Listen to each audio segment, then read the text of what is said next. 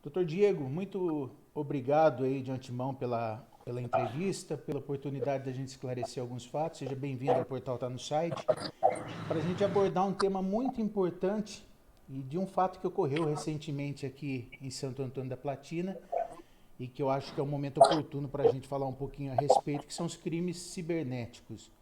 Nós tivemos aí há poucos dias um fato envolvendo o cabeleireiro Walter do Salão, em que ele sofreu alguns tipos de ataques, né, nas redes sociais, e isso aí implicou, na verdade, num processo para poder identificar a autoria dessa pessoa, né, que praticou esse ato nas redes sociais e, consequentemente, responsabilidades a essa pessoa. O que aconteceu nesse fato específico, doutor? Fala um pouquinho para a gente da importância das pessoas vítimas de crimes cibernéticos procurarem um advogado, recorrerem realmente a meios aí, da justiça para poder serem amparadas judicialmente nesses casos. Boa tarde, Luiz. Primeiramente, obrigado pelo espaço, pelo convite. É importante que as pessoas compreendam que a internet não é uma terra sem lei. Muitas vezes, baseados no pretenso anonimato, as pessoas acabam se sentindo mais à vontade para proferirem ofensas, críticas desconstrutivas, né? Proferirem ataques contra terceiros. E isso inevitavelmente causa um dano. E se causa um dano, esse dano depois precisa ser apurado juridicamente, a gente precisa identificar o autor dessas ofensas, dessas condutas lesivas, né, para que a pessoa possa responder. Então, primeiro de tudo, é importante que as pessoas compreendam que a internet não é uma terra sem lei e que não existe anonimato, tá? No caso, em casos semelhantes ao que você comentou, a gente costuma entrar com uma ação judicial, e isso só pode ser feito por meio de uma ação judicial, né?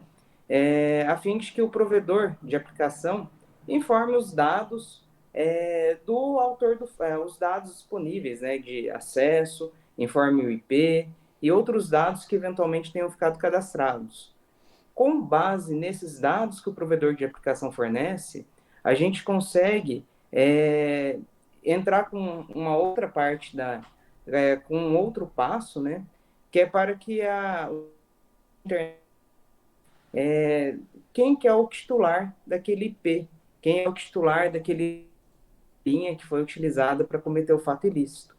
Com isso a gente consegue chegar no autor do fato, tá? Então é importante que as pessoas compreendam que se cometer qualquer fato ilícito, mesmo na internet, mesmo utilizando um perfil fake, isso pode gerar responsabilização. Doutor, em casos semelhantes ao ocorrido aí com o cabeleireiro Walter do Salão, em quais crimes essa pessoa que praticou esse ato se enquadra? O que o senhor poderia explicar em relação às tipificações de crimes? Vai depender muito das ofensas que foram proferidas, né? Em geral, esses crimes são os chamados crimes contra a honra, calúnia, difamação, injúria. Vai depender muito do teor daquilo que foi escrito, do que foi falado, né? Então, normalmente se enquadra em um desses crimes contra a honra. Vai depender daí da análise do fato concreto para fazer a perfeita tipificação dessa conduta. Doutor, são crimes muito comuns hoje em dia. A gente tem percebido muito ódio na internet, né? As pessoas não só atacando a honra das pessoas, mas para também, de alguma forma, extorquí-las. Como é que é isso aqui em Santo Antônio? Como é que são esses crimes aqui?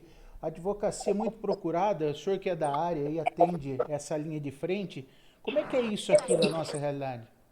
A gente está passando a gente está passando por uma mudança de cultura, né? Por muito tempo acreditou-se que a internet era uma terra de ninguém, como eu havia falado, né? E que qualquer um poderia fazer o que fosse, que não teria consequências.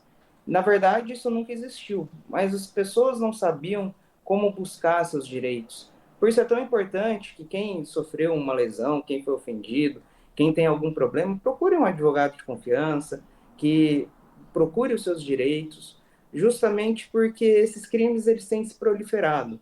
A gente tem visto que nos últimos meses e anos, esses crimes têm aumentado em quantidade e muitas vezes também na sua elaboração.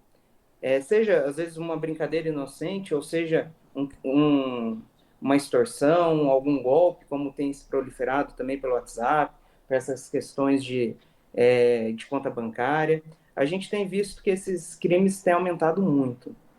Doutor, recentemente, acho que agora, foi até, acredito essa semana, ocorreu um seminário da Comissão de Ciência e Tecnologia, Comunicação e Informática da Câmara dos Deputados, em Brasília, e eles abordaram justamente os procuradores e delegados, abordaram justamente a dificuldade do acesso a esses dados para combater esses crimes digitais, os crimes cibernéticos.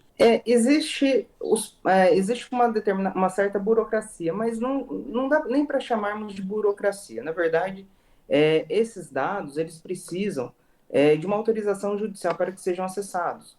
Todo mundo tem direito constitucional à sua privacidade, à sua intimidade, né? Então, esses dados eles só podem ser alcançados mediante uma decisão judicial. É um pouco complicado? Mas não é impossível de alcançar. O importante é que as pessoas tenham consciência de que uma necessidade que a gente tem, ao mesmo tempo, de garantir essa proteção e é, fornecer os dados sempre que necessários. Só que se a gente abre demais esses dados em quaisquer situações, a gente acaba violando a intimidade, a privacidade, que são direitos constitucionais também. São direitos fundamentais do cidadão. Então, justamente para a gente ter esse equilíbrio, é necessário que exista esse controle jurisdicional dessas autorizações.